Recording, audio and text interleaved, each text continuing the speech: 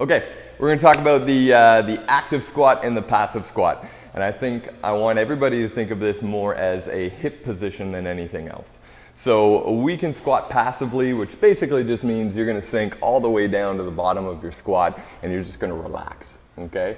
And I can say in an active squat, what I'm going to use is all of the musculature in my body to recruit and support my position a lot better. So in this case, I would just think about take a big deep breath, screw all that tension in the body, and rise out of it until I correct my hip and my back position. So what you can notice here is the difference between the passive and the active squat. In the passive squat, I'm relaxed and I'm letting that hip curl under and that back start to round out. You can start to see what's likely going to be taking the majority of this load.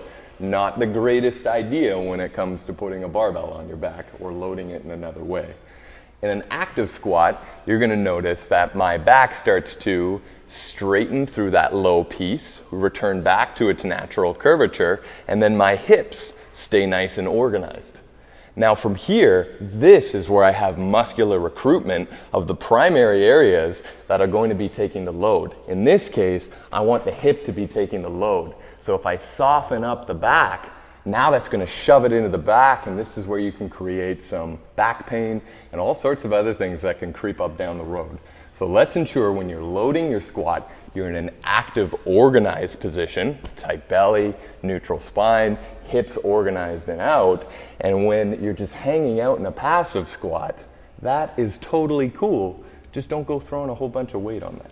So give that a go. Separate the two. Make sure when you're loading, you're active squatting.